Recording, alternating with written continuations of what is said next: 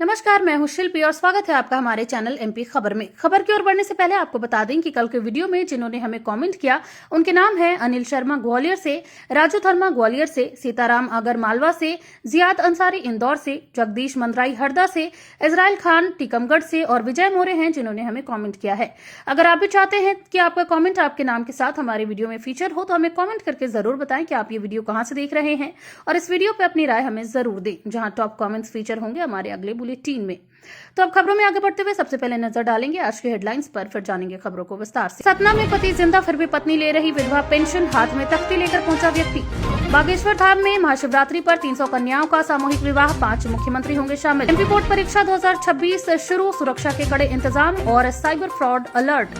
Lokmat app पर photo डालते ही सड़कों के गड्ढे भरेगा पीडब्ल्यूडी, नई व्यवस्था लागू। 8वीं फेल युवक ने अंग्रेजी बोलने वाले साथी संग खोला फर्जी कॉल सेंटर, बड़ा साइबर फ्रॉड का खुलासा। डिजिटल होगी जनगणना, इंदौर में लोग अब घर बैठे खुद को कर सकेंगे दर्ज। तो शुरू करते हैं आज के ताजा बुलेटिन, लेकिन उससे पहले यूएई और देश दुनिया की तमाम बड़ी खबरों को सबसे पहले जानने के लिए हमारे चैनल को सब्सक्राइब करके बेल आइकन पर जरूर क्लिक कर दें ताकि आप तक दिन की सारी अपडेट सबसे पहले पहुंच जाए। तो चलिए अब खबरों को जानते हैं विस्तार से। बागेश्वर धाम में महाशिवरात्रि पर 300 कन्याओं का सामूहिक विवाह, 5 मुख्यमंत्री होंगे शामिल। मध्य प्रदेश के प्रसिद्ध धार्मिक स्थल बागेश्वर धाम में महाशिवरात्रि के अवसर पर इस बार एक विशाल सामूहिक विवाह समारोह का आयोजन किया जा रहा है। इस कार्यक्रम में करीब 300 कन्याओं का विवाह संपन्न कराया जाएगा। आयोजन का उद्देश्य जरूरतमंद परिवारों को सहायता देना और सामाजिक एकता को बढ़ावा देना है। इस कार्यक्रम को खास बनाने वाली बात यह है कि इसमें देश के 5 मुख्यमंत्री भी शामिल हो सकते हैं। आयोजन स्थल पर तैयारियां तेज चल रही है और हजारों श्रद्धालुओं के पहुंचने की संभावना है। प्रशासन द्वारा सुरक्षा, ट्रैफिक और भीड़ नियंत्रण की विशेष व्यवस्था की गई है। महाशिवरात्रि पर होने वाला यह आयोजन धार्मिक आस्था और सामाजिक सेवा का बड़ा उदाहरण माना जा रहा है। नीमच कैंपस में लापता सीआरपीएफ जवानों का कंकाल मिलने से मची सनसनी। नीमच जिले में सीआरपीएफ के लापता जवानों को लेकर एक चौंकाने वाली खबर सामने आई है। कैंपस क्षेत्र में 2 जवानों का कंकाल मिलने से हड़कंप मच गया। जवान काफी समय से लापता थे और उनकी तलाश जारी थी। कंकाल मिलने के बाद पुलिस और फॉरेंसिक टीम मौके पर पहुंची और जांच शुरू कर दी गई। अधिकारियों ने बताया कि पहचान की पुष्टि के लिए डीएनए जांच कराई जाएगी। इस घटना ने सुरक्षा व्यवस्था पर कई सवाल खड़े कर दिए हैं। परिजन जल्द से जल्द सच्चाई सामने लाने की मांग कर रहे हैं और प्रशासन ने भरोसा दिलाया है कि मामले की निष्पक्ष जांच होगी और दोषियों पर कड़ी कार्रवाई की जाएगी। मुरैना में मंदिर की छत गिरने से लड़कियां फंसी, बचाव कार्य जारी। मध्य प्रदेश के मुरैना जिले में एक बड़ा हादसा हुआ जहां एक मंदिर की छत अचानक गिर गई।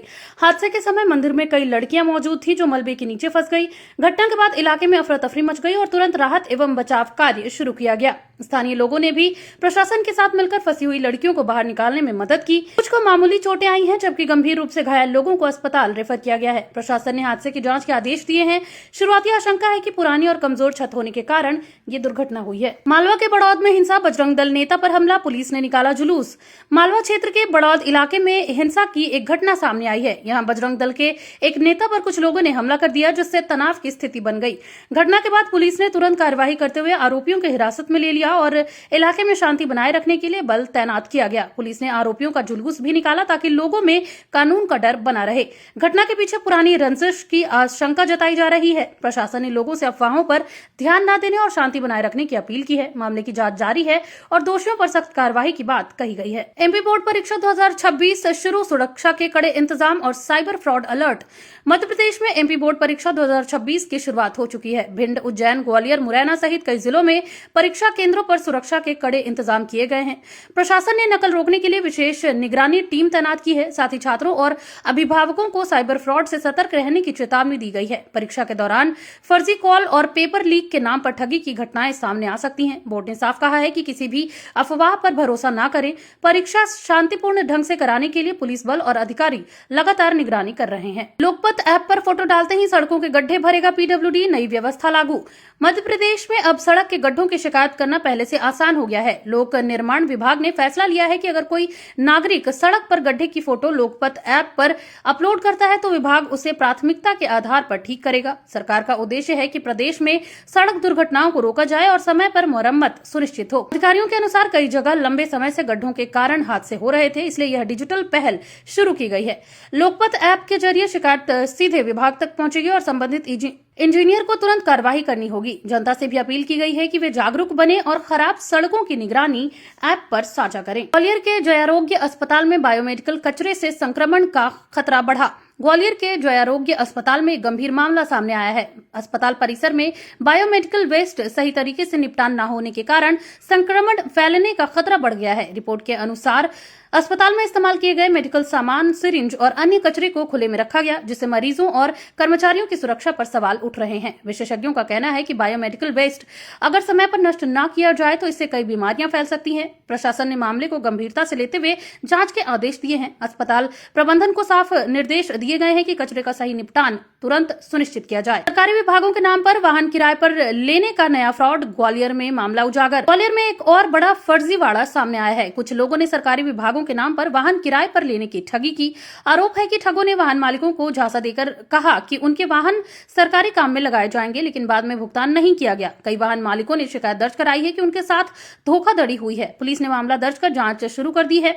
अधिकारियों का कहना है कि इस तरह के फ्रॉड तेजी से बढ़ रहे हैं, इसलिए लोगों को सतर्क रहने की जरूरत है। प्रशासन ने वाहन मालिकों से अपील की है कि बिना लिखित आदेश और सत्यापन यानी कि वेरिफिकेशन के वाहन किसी को भी ना दे। 8वीं फेल युवक ने अंग्रेजी बोलने वाले साथी संग खोला फर्जी कॉल सेंटर, बड़ा साइबर फ्रॉड का खुलासा। जबलपुर में साइबर ठगी का चौंकाने वाला मामला सामने आया है। यहाँ 8वीं कक्षा तक पढ़ा एक युवक अंग्रेजी बोलने वाले साथी के साथ मिलकर फर्जी कॉल सेंटर चला रहा था। इस कॉल सेंटर के जरिए लोगों को विदेशी कंपनियों का कर्मचारी बनकर कॉल किया जाता था और उनसे बैंक डिटेल्स लेकर पैसे ठगे जाते थे। पुलिस ने छापा मारकर कॉल सेंटर का पर्दाफाश किया और कई आरोपियों को गिरफ्तार किया है। जांच में सामने आया कि यह गिरोह लंबे समय से लोगों को निशाना बना रहा था। पुलिस ने लोगों से अपील की है कि किसी भी अनजान कॉल पर अपनी निजी जानकारी साझा न करें और सतर्क रहें। सीएमएचओ ऑफिस में चोरी, भ्रष्टाचार जांच से जुड़ी फाइलें लेकर फरार हुआ चोर। ग्वालियर में स्वास्थ्य विभाग के सीएमएचओ कार्यालय में चोरी की बड़ी घटना सामने आई है। चोर ऑफिस में घुसकर उन फाइलों को चोरी कर ले गया जिनकी जांच भ्रष्टाचार के मामलों में चल रही थी। इस घटना के बाद प्रशासन में हड़कंप मच गया है। पुलिस ने मौके पर पहुंचकर जांच शुरू कर दी है और सीसीटीवी फुटेज खंगाले जा रहे हैं। अधिकारियों का मानना है कि यह चोरी सामान्य नहीं बल्कि जांच को प्रभावित करने की कोशिश हो सकती है। मामले को गंभीरता से लेते हुए उच्च स्तर पर जांच के आदेश दिए गए हैं।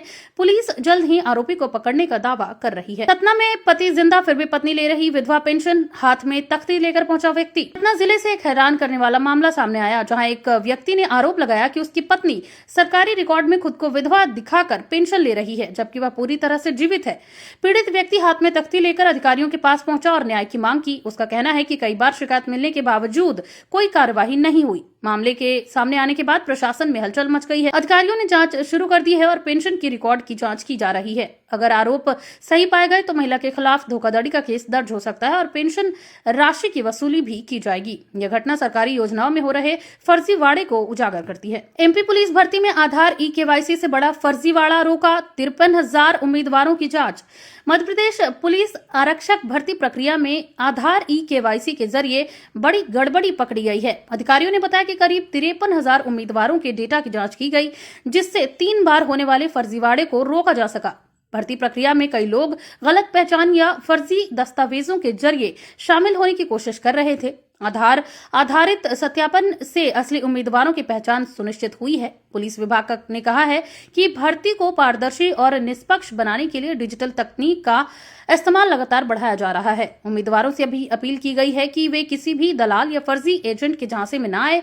यह कदम भर्ती में ईमानदारी बनाए रखने के लिए बेहद अहम माना जा रहा है। बैतूल के छोटा महादेव गुफा में महाशिवरात्रि पर नो एंट्री सुरक्षा कारणों से लिया जा रहा फैसला। बैतूल जिले के प्रसिद्ध धार्मिक स्थल छोटा महादेव गुफा को लेकर प्रशासन ने बड़ा फैसला लिया है। महाशिवरात्रि के मौके पर इस बार श्रद्धालुओं की गुफा में एंट्री पर रोक लगा दी गई है।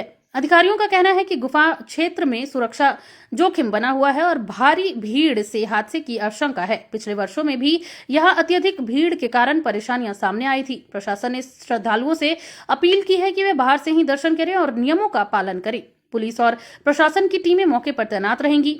वहीं यह फैसला लोगों की सुरक्षा को ध्यान में रखते हुए लिया गया है ताकि किसी भी तरह की दुर्घटना को रोका जा सके। तो ये थी आज के तमाम ताजा अपडेट्स। ऐसी और खबरों को जानने के लिए बने रहिए एमपी खबर के साथ। धन्यवाद।